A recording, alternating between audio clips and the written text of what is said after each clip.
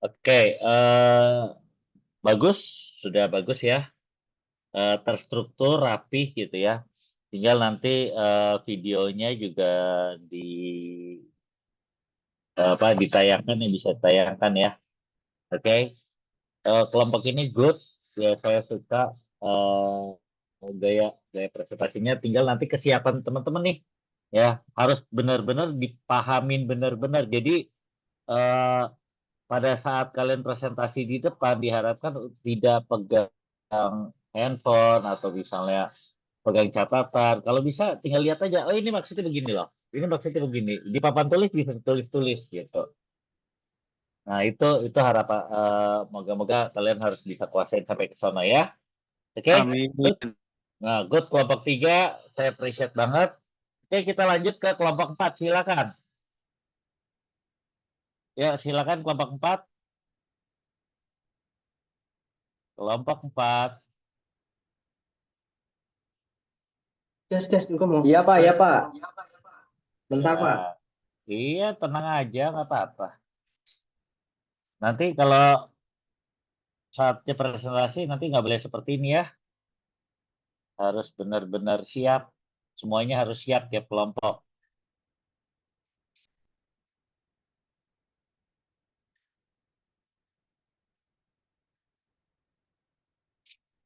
Ya, silakan.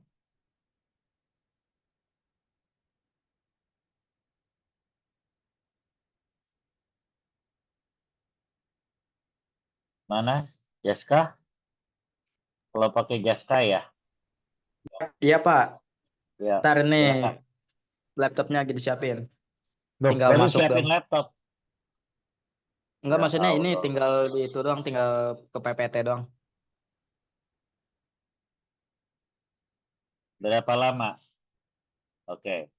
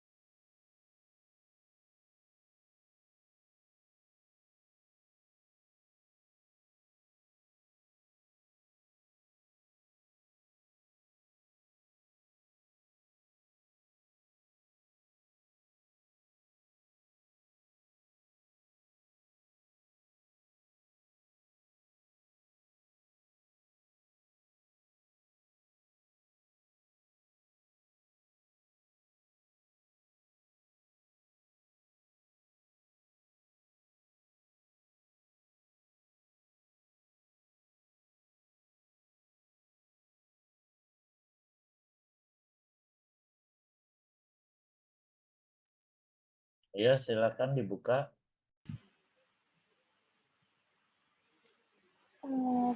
Dimulai aja ya Pak. Boleh, yang merasa kelompok 4 tolong open cam ya. Assalamualaikum warahmatullahi wabarakatuh. Perkenalkan, kami dari kelompok 4 ingin mempresentasikan penelitian kami tentang pengaruh DEMA terhadap minat mahasiswa mengikuti UKM. Yang beranggota 11 yaitu ada sebentar.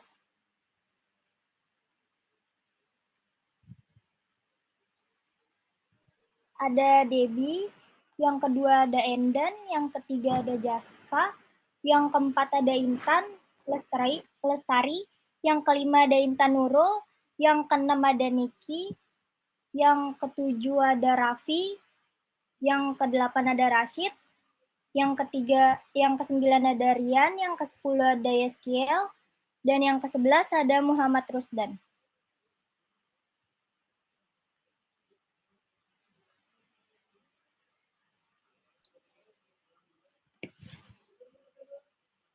Oke, di sini saya ingin membacakan tentang Dewan Mahasiswa. Dewan Mahasiswa adalah organisasi yang mewakili mahasiswa di suatu perguruan tinggi. Dema bertugas untuk menyuarakan aspirasi mahasiswa, mengelola kegiatan mahasiswa, dan menjadi penghubung antara mahasiswa dengan pihak kampus. Organisasi ini diumumkan memiliki peran penting dalam pengambilan keputusan di tingkat universitas dan mengorganisir berbagai kegiatan yang melibatkan mahasiswa. Berikutnya dibacakan oleh teman saya. Oke, saya akan membacakan tujuan dan manfaatnya. Tujuan penelitian adalah untuk mengetahui pengaruh DEMA terhadap minat mahasiswa untuk bergabung dengan UKM. Penelitian ini bertujuan untuk memahami bagaimana peran DEMA dapat mempengaruhi partisipasi mahasiswa dalam UKM. Untuk manfaat penelitian ini adalah memberikan wawasan bagi DEMA dan pengelola UKM untuk merancang program yang lebih efektif, serta meningkatkan minat mahasiswa untuk melibat dalam kegiatan UKM.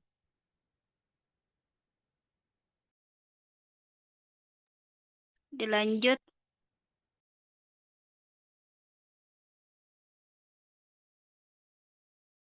Penelitian. Metode penelitian. Metode penelitian ini menggunakan pendekatan kuantitatif dengan survei melalui kuesioner yang disebarkan kepada mahasiswa. Kuesioner mengukur pemahaman mahasiswa tentang peran DEMA, keterlibatan dalam DEMA dan UKM, serta faktor yang mempengaruhi minat bergabung dengan UKM. Data yang dikumpulkan secara online atau langsung kemudian dianalisis menggunakan statistik deskriptif untuk mengetahui pengaruh DEMA terhadap minat mahasiswa pada UKM.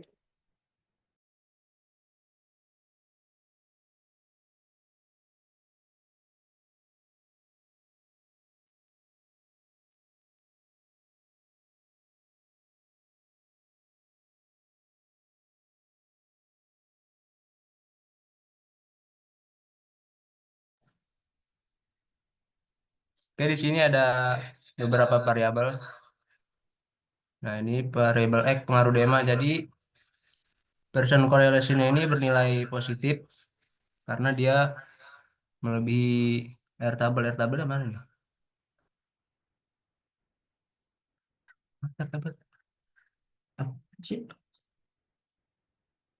Nggak ada air tabelnya.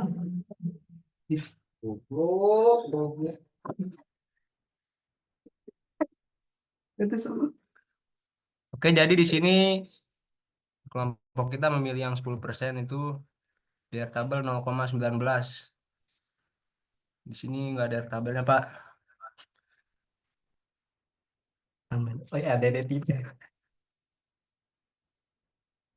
Baik, sini akan saya jelaskan. Jadi untuk correlation P1 sampai P4 bernilai valid karena dia persen correlation-nya itu melebihi air tabel. Di sini P1 persen correlation-nya itu 0,82. Sedangkan di air tabel itu 0,19. Untuk yang P2 ini sama 0,83, dia melebihi air tabel karena air tabelnya itu 0,19. Bisa dilihat untuk P1 sampai P4 ini melebihi air tabel. Ini mana ini? Kursornya mana? Nah, itu ada nggak? Ada. Nah, ini dia. Ini untuk persen correlation P1 ya. Ini untuk persen correlation P2 0,835. Yang ketiga 738. Keempat 797. 0,797. Ya, untuk melebihi. Nah, untuk P5 sampai P8 pun sama. Jadi melebihi R tabel. Di sini variabel Y sudah terhitung 0,79. Untuk P6 0,79. Untuk P7-nya 0,67. Untuk P8-nya 0,79.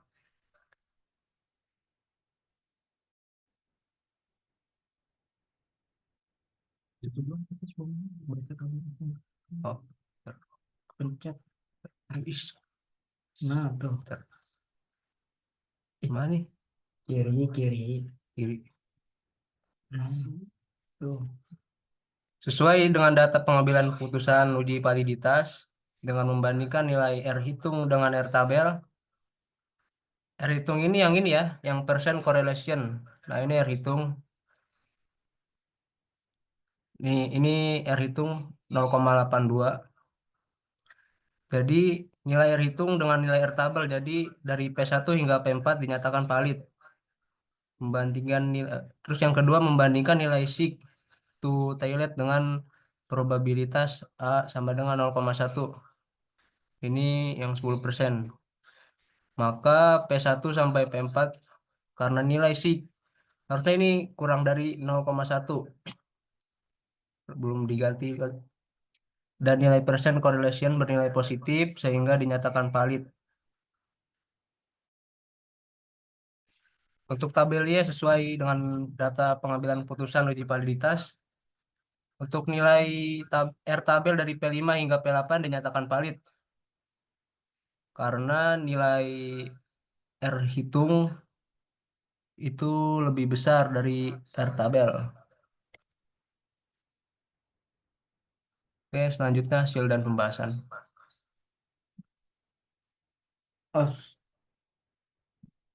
Penelitian ini menunjukkan bahwa DEMA memiliki pengaruh signifikan terhadap minat mahasiswa untuk bergabung dengan UKM. Dari tabel tadi yang variabel X dan variabel Y itu valid yang berarti berpengaruh.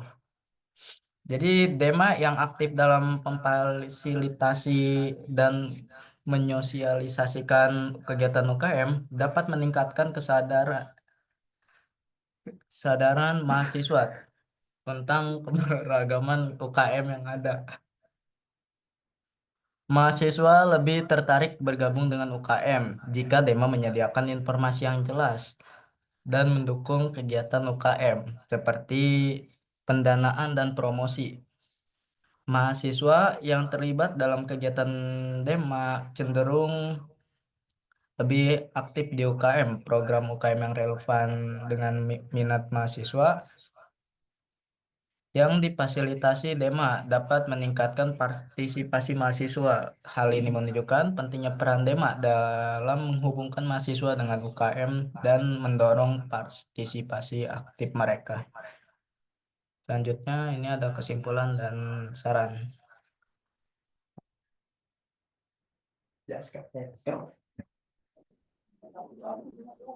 Untuk kesimpulan dan saran, penelitian ini menunjukkan bahwa peran DEMA berpengaruh positif terhadap minat mahasiswa untuk bergabung dengan UKM.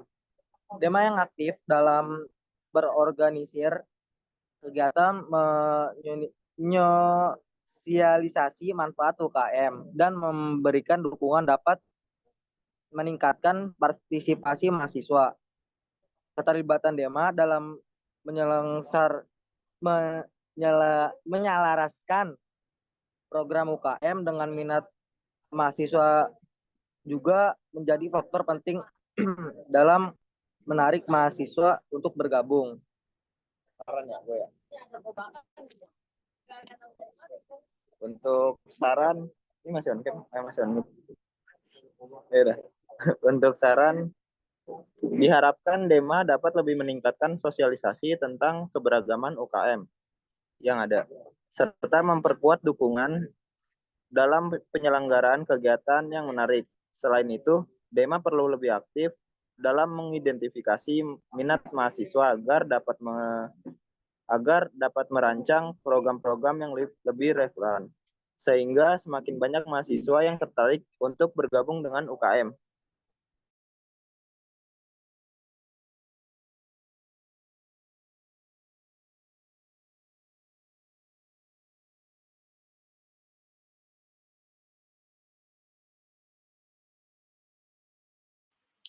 Baik, sekian presentasi dari kelompok kami. Kurang lebihnya mohon maaf. Wassalamualaikum warahmatullahi wabarakatuh. Oke, ini kelompok ini saya bingung. Kamu bikinnya kenapa cuma uji validitas doang ya? Yang Kan ada dua reliabilitas variabel. ada Pak. Harusnya kan validitas, reliabilitas, terus apa lagi? Korelasi kan? Iya Pak, cuman Ah, belum dimasukin karena cuma 10. oke. Ya udah, saya tunggu paling lambat di hari Rabu ya. Oke. Terus untuk gaya presentasinya, tolong kalau misalnya nanti kita presentasi itu jangan bercandaan, ya, ketawa-ketawa, hahaha. Terus ini nggak tabel ini nggak ada nyet, ya, enak kita ngomongnya kayak gitu ya. Kita jaga jaga bahasa, jaga jaga ucapan ya. Oke. Eh, sudah lumayan bagus, cuman harus ada beberapa ditingkatkan. Foto-foto, video boleh ditambahkan. Ya, ini buat semua kelompok. Jadi untuk keseluruhan video boleh ditampilkan. Terus yang kedua foto kelompok. Jadi kalian nggak usah sebutin satu-satu, capek. Kami dari kelompok ini, namanya si ini, ada fotonya bareng, gitu loh. Jadi kamu tinggal lihat, tinggal nyebutin di depan kamu kan ada nama-nama teman-teman dah. Ada teman-teman kalian, sebutin aja nama-namanya. Gitu, yang bagian pembuka itu. Jadi jangan sampai lupa siapa sih si A, si B kelompoknya gitu. Ingat-ingat nama-namanya ya. Oke. Jadi saran saya untuk ini untuk keseluruhan kelompok, coba bikin foto kelompok gitu loh. Foto kelompok pajang paling depan gitu. Ini kami gitu ya. Boleh gaya bebas, boleh. Narsis juga boleh ya. Oke, misalnya pakai jasa med semua, bagus, boleh. Jadi rapi ya. Gitu teman-teman. Ada lagi yang mau dibahas? Ada yang mau ditanya? Ada lagi yang belum presentasi kelompok berapa? Udah kan terakhir di 5 kan? Ada 6? Kelompok 6? Ini baru kelompok berapa? Tadi kelompok berapa tadi? Ini kelompok 4 Pak tadi. Oh, berarti masih ada kelompok 5. Kelompok 5 silakan. Bapak, mohon maaf. Ya, Dengan saya Haikal, Pak. ya. Gimana Haikal? Jujur aja, eh, PPT kami masih jadi 40%. Gak Tapi, apa-apa. ya. Dan yang kalau tabel-tabelnya masih ada di item soal kita, Pak. Kayak masih Oh, ya dikumpulin di Word. gak apa-apa. Tapi overall kamu udah punya gambaran Udah, Pak. apa tambahannya? Udah. Kan Udah. saya tadi kasih masukan. Jadi kamu bisa bisa ini gitu loh. Ya, Ya, tinggal Pak. tambahin Bisa, masukan Pak. saya ya. Oke, Bisa, Pak. udah bagus. Saya Siap. juga udah lucu gitu loh, pakai minion gitu ya, seru juga gitu ya. Jadi unik, nggak apa-apa, boleh, boleh, nggak apa-apa, nggak ada larangan kok. Namanya itu kreativitas mahasiswa, nggak apa-apa. Ya, oke, good. Ya, Pak. Kelompok kelompok 5, silakan.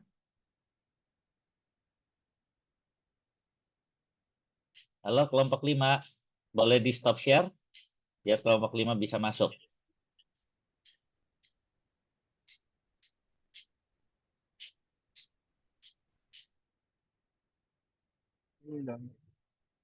Silakan kelompok 5.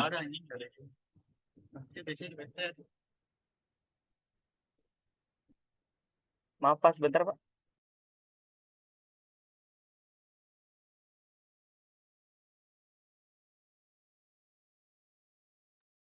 Langsung mulai aja ya nanti ya. Silakan.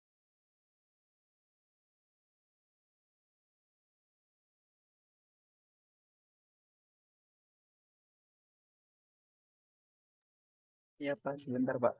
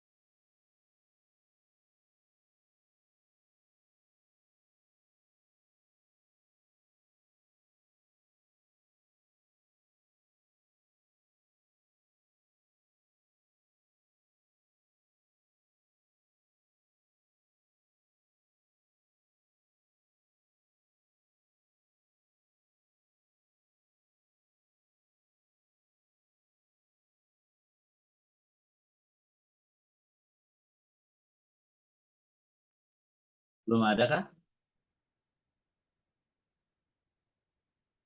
Nggak jadi. Kelompok 5.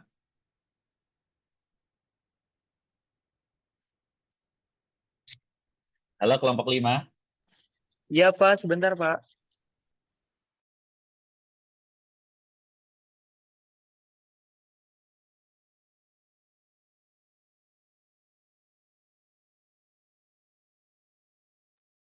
Nggak apa-apa, namanya kita latihan ini ya. Nggak ada yang salah, nggak ada yang benar. Kita latihan.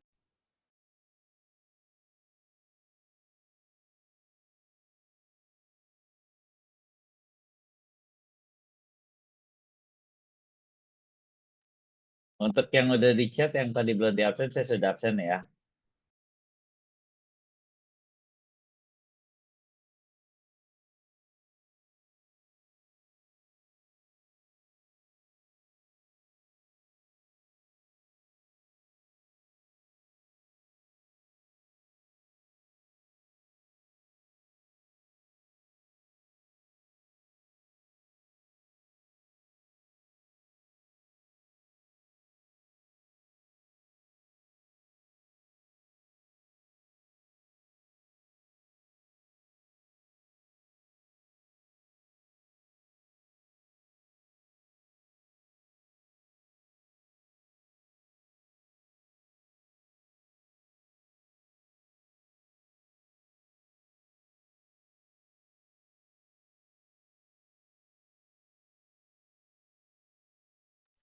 Nindi, tolong ini udah bisa di-share screen belum?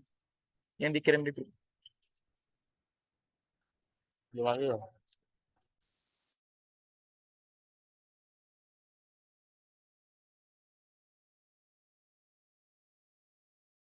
Coba bentar ya.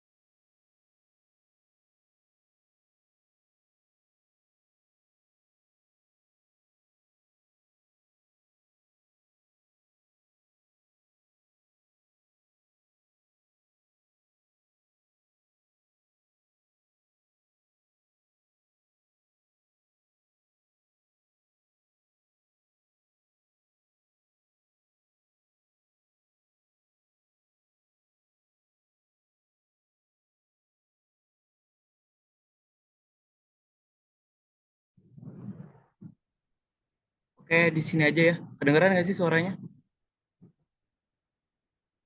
Kedengeran. Sorry, kedengeran nggak? Oke.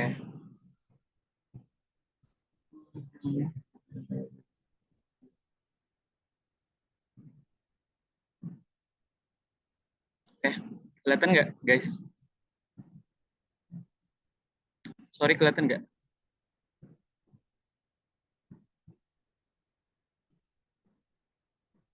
Halo, guys. Sorry, kedengeran nggak? Kedengeran nggak? Kedengaran Kak. Oke. Maaf Pak atas kekurangannya teman-teman, karena kita ada kendala beberapa teknis dan pengerjaannya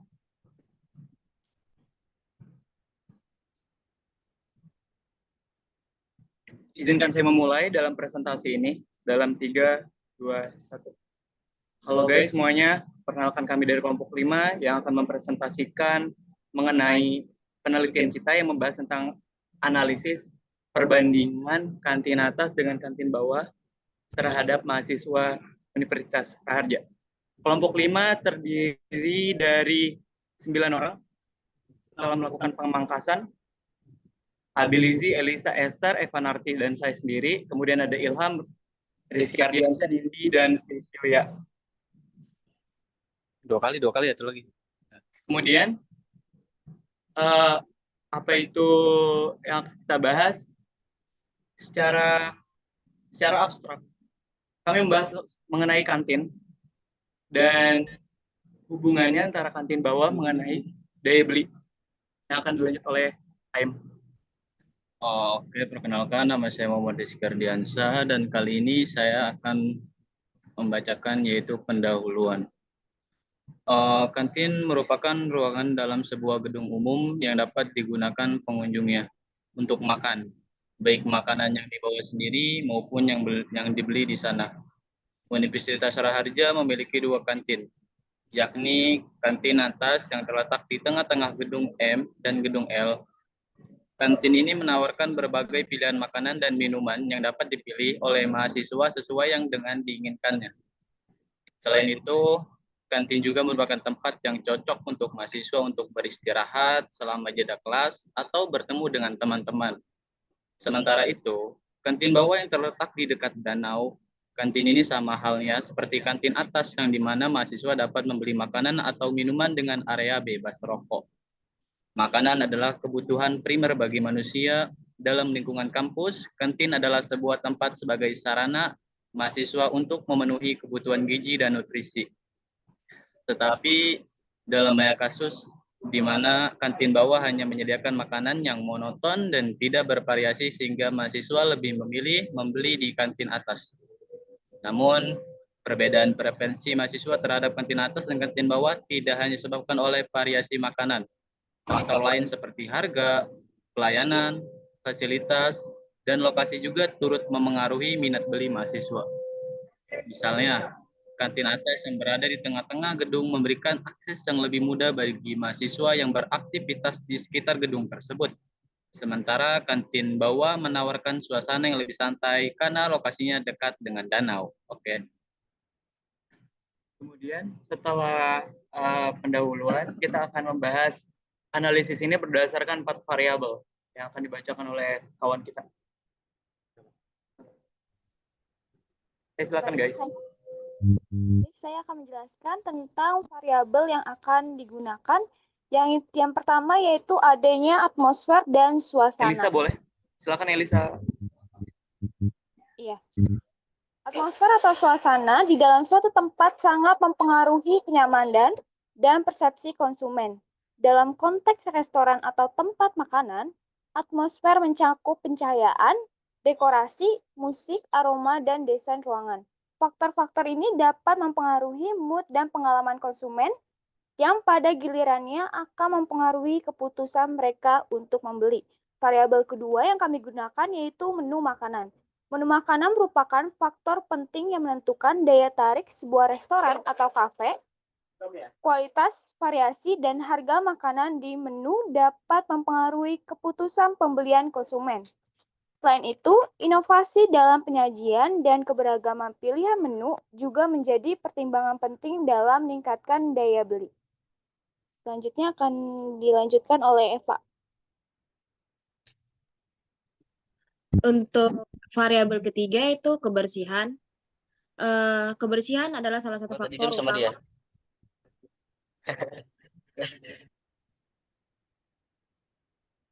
Oke, saya ulang. Untuk variabel ketiga ada kebersihan. Kebersihan adalah salah satu faktor utama yang mempengaruhi kenyamanan konsumen dan seringkali menjadi pertimbangan utama dalam memilih tempat makan. Keadaan yang bersih memberikan rasa aman dan nyaman bagi konsumen. Sebaliknya, tempat yang kotor dan dapat mengurangi kepercayaan konsumen terhadap kualitas, layanan, dan produk yang disediakan. Untuk variabel Y, yaitu daya beli, Daya beli adalah kemampuan seseorang atau sekelompok untuk membeli barang dan jasa berdasarkan pendapatan, harga barang, dan faktor ekonomi lainnya. Daya beli konsumen dipengaruhi oleh berbagai faktor seperti atmosfer, harga barang, menu makanan, kebersihan, serta kondisi sosial dan psikologis konsumen. Untuk selanjutnya dapat dilanjutkan oleh Abil Izi.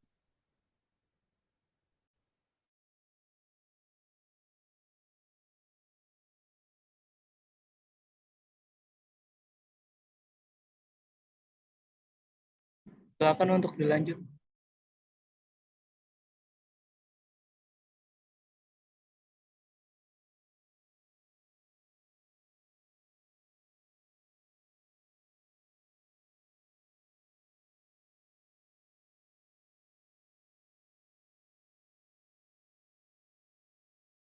Abil yang ada di share screen, tolong dibacakan, Abil.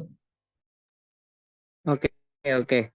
Tujuan penelitian 1, menganalisis perbandingan daya beli mahasiswa terhadap kantin atas dan kantin bawah. 2, memahami perbedaan pola konsumsi mahasiswa di kedua lokasi kantin yang memengaruhi referensi mereka.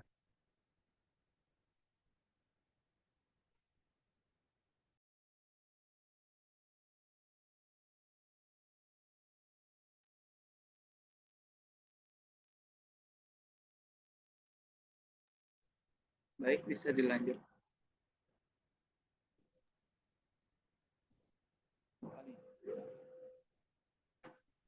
Wait.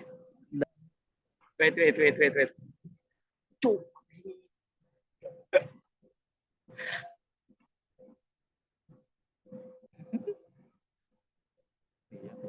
Boleh disambung Ilham, baca aja.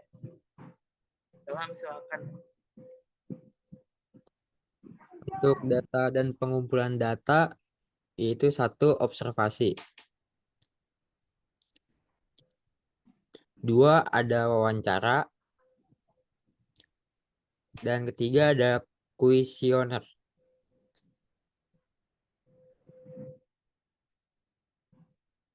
Yang ini Esther boleh baca.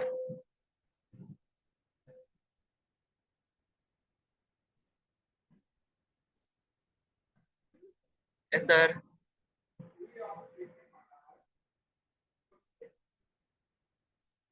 Saya akan menjelaskan pengambilan sampel, bagaimana kami mengambil sampel dari populasi yang ada. Kami menggunakan metode sampling yang digunakan adalah simple random sampling, yang merupakan suatu teknik pengambilan sampel atau elemen secara acak, di mana setiap elemen atau anggota populasi memiliki kesempatan yang sama untuk terpilih menjadi sampel. Jadi, kami melakukan penelitian atau observasi selama 5 hari, dan kami mengamati jumlah pengunjung di kantin antara kantin bawah dan kantin atas. Lalu kami menghitung rata-rata per 5 hari kantin bawah dan kantin atas, lalu kami menggunakan rumus random sampling yang ada di PPT. Setelah kami gabungkan rata-rata kantin atas dan kantin bawah, kami peroleh yaitu 62, lalu dibagi dengan 1 plus N-nya itu adalah jumlah dari rata-rata kantin atas dan kantin bawah, dan kami memilih dengan 0,01. Setelah dijumlah, kami memperoleh sampel yang akan kami gunakan yaitu 38 sampel.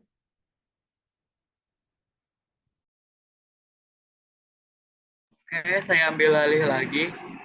Sebetulnya masalah kami itu kami belum melanjutkan PPT selanjutnya, dan ini pun murni kesalahan kami karena terjadinya kesalahan dan pengurangan orang.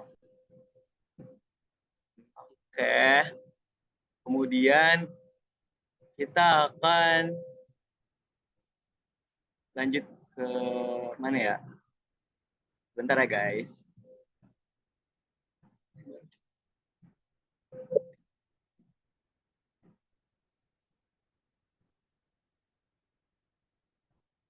Oke, biar mempersingkat waktu, biarkan saya yang menjelaskan mengenai validitas ini. Setelah didapatkan validitasnya, P1, P2, P3, P4 antara pertanyaan 1 sampai 10, yang dimaksud adalah variabel X. Ini kita dapatkan dengan menghitung R hitung yang ada di Pearson correlation dengan R table yang kita dapatkan memang ketentuannya seperti itu. Kemudian kami dapatkan, kami jumlahkan, dan kami taruh di table dengan hasil seperti ini. Dengan warna merah menunjukkan ketidakvalidan yang dimana terdapat angka minus di R hitung dan lebih kecil daripada R table. Begitupun kepada keseluruhan yang berwarna merah, atau kita bisa sebutkan yang tidak valid, kecuali pada P9. P9 dapat diindikasikan bukan minus, tapi lebih kurang dari R table ya. Dengan menyaring validitas tersebut, kami dapatkan sejumlah 6 valid pertanyaan. Kemudian begitupun pada X2, pada pertanyaan nomor 11, pertanyaan X2 nomor 1, itu warna merah karena lebih kurang daripada R table ya. Sedangkan yang lain yang berwarna hitam, ini data yang valid karena lebih besar daripada R table. Begitupun semuanya yang lebih kurang dari R table, kita nyatakan tidak valid. Kemudian pada tabel sebawahnya kita cantumkan yang valid-validnya saja. Kemudian item soal nomor X3, ini mayoritas pertanyaannya adalah valid, kecuali P30, pertanyaan ke-30 yang menunjukkan bahwasannya R hitungnya atau Pearson correlation ya lebih kurang dari R table. Dan kita tambahkan di sini menjadi seperti ini. Begitupun di Y, variabel Y, terdapat hanya dua yang tidak valid. Kemudian ketika kita memiliki kevalidan semuanya, lalu kami masukkan ke tes normalitas. Tes normalitasnya kita pakai kurang dari 50, maka kemudian kita menggunakan Shapiro-Wilk statistik dengan mempertimbangkan bahwasannya X1 adalah 0,938 dan menghitung dengan sig-nya 0,36. Begitupun yang lainnya, X2 940 dengan signifikasinya 0,43.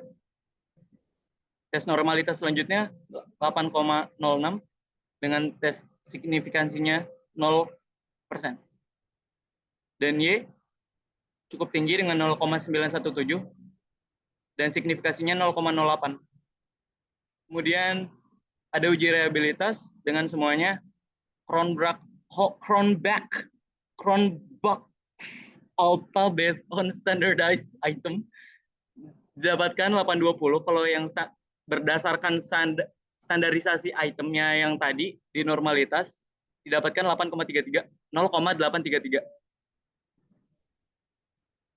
Dengan begitu. Kemudian kita masuk ke analisis deskriptif. Ini udah belum sih? Ya sih? Belum ya? Oh, udah coy. Oke. Kemudian analisis deskriptif dari masing-masing variabel. Kita punya mean dari X1 berjumlah 18. Kemudian dengan median 18,5. Kemudian ada minimum dengan angka 13 dan maksimumnya sebanyak 24. Dengan range-nya di antara itunya adalah 11. Skewness-nya masih bersifat positif dan kurtosisnya negatif. Kemudian di mean di sini 18, 17 dan median 18 bla bla bla bla bla bla.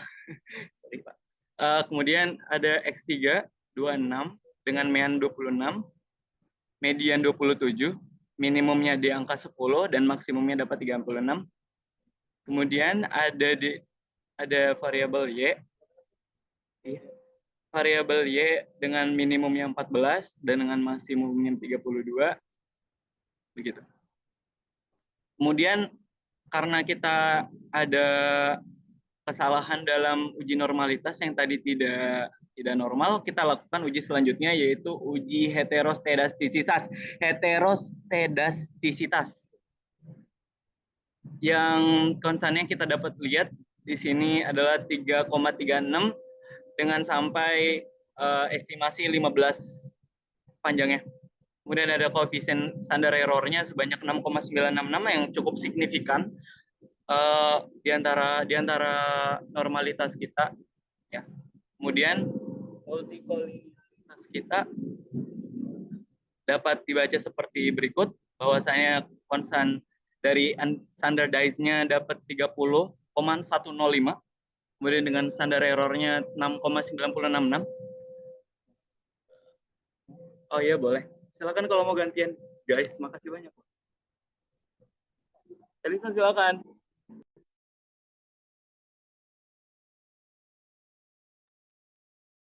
Baik, saya akan melanjutkan penjelasan mengenai analisis deskriptif. Pertama, kami menggunakan datanya itu 38 dan tidak ada yang hilang atau missing. Ayo boleh geser sedikit ke sebelah kiri.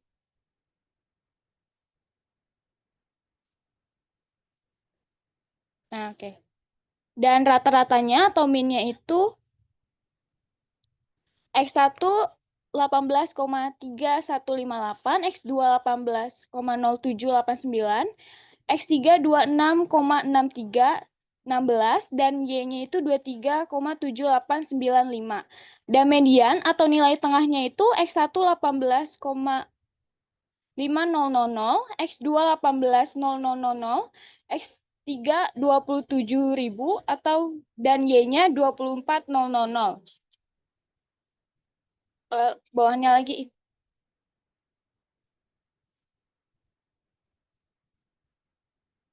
Bawahannya lagi.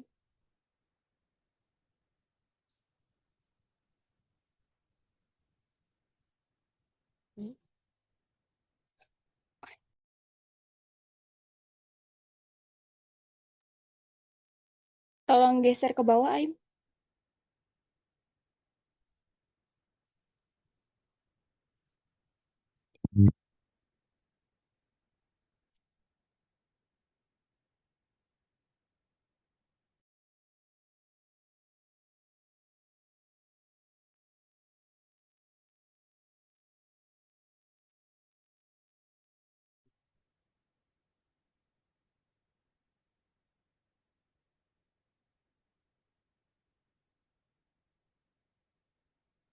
Nilai minimumnya yaitu 1 13, 2 11, X3 10 dan Y-nya itu 14.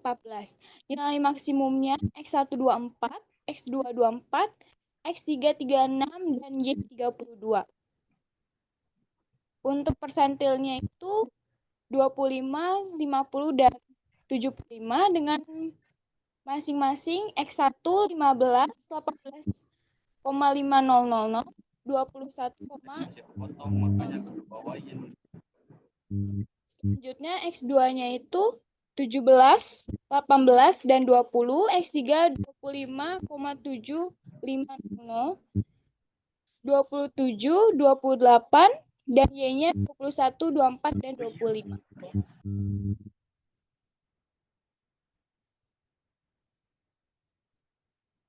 Selanjutnya.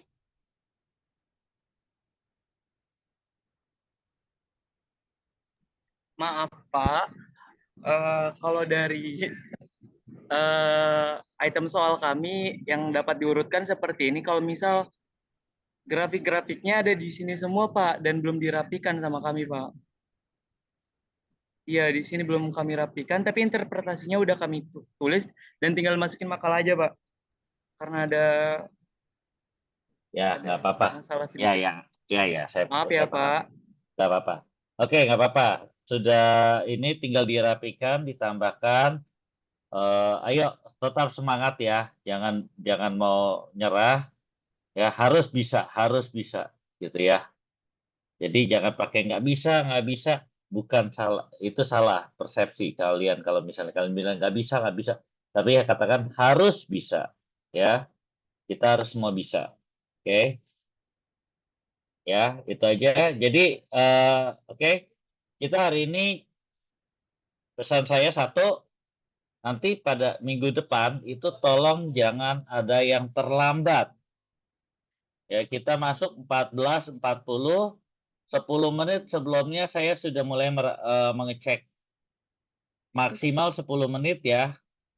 Saya sudah mulai mengecek sound system segala.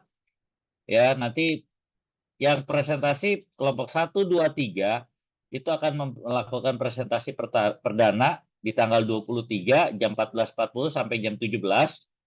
Gunakan kemeja putih, dasi, jas alma mater, ya. Terus pakai sepatu. Sepatunya kalau bisa pantofel, jangan pakai sepatu kets, jelek nanti ntar kalau difoto. Oke, untuk kelompok 4 dan 5 silakan gunakan pakaian biasa. Ya. Karena nanti yang akan difoto per kelompok 1, 2, 3. Oke, nanti tanggal 30 gantian, kelompok 4 dan 5. Ya. Oke. Meja akan disetting, jadi nanti silakan kalian lakukan tes-tes laptop, ya. Laptopnya dites. Oke, dicek ya. Koneksi ke proyektor, karena saya nggak bisa bantu lagi kalau misalnya kalian sudah presentasi. Ya. Oke, seperti itu.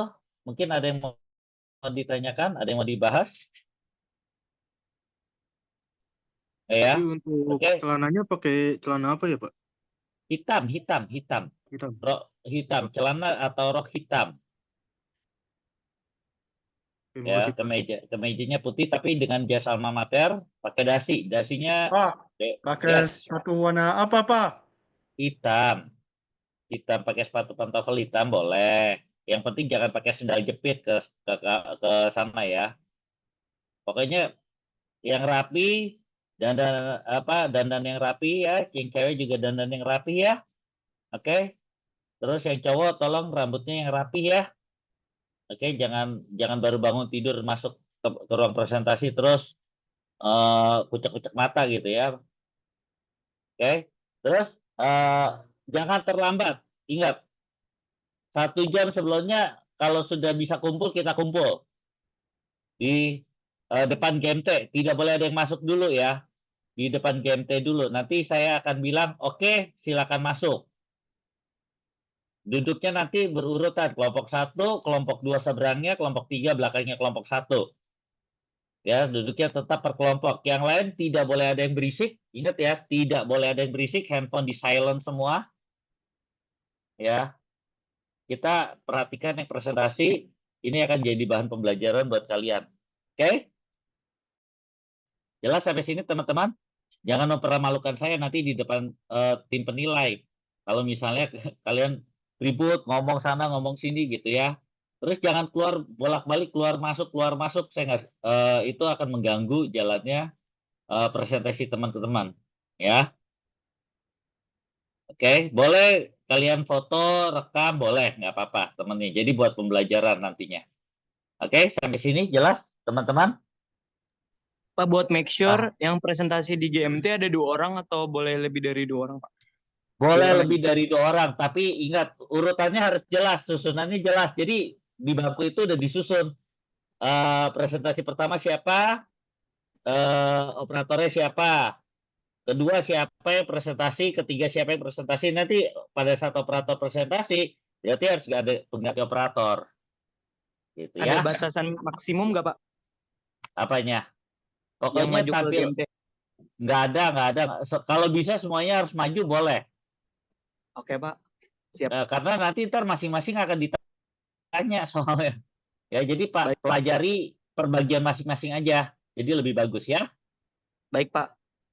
Oke, sampai sini Siap, paham Pak. ya? Paham, Pak. Oke, ada yang mau ditanya lagi teman-teman? Cukup jelas, Pak. Cukup ya. Ingat, minggu depan jangan sampai ada yang terlambat. Tank 14.40 kita akan mulai. Tutup pintunya, nggak boleh ada yang masuk. Ya. Oke, jadi 14.30 saya akan absen. 14.40 kita akan mulai. Paham ya? Paham, Pak. Paham, Pak. Oke. Kalau sudah paham, kuliah kita selesai hari ini. Selamat sore.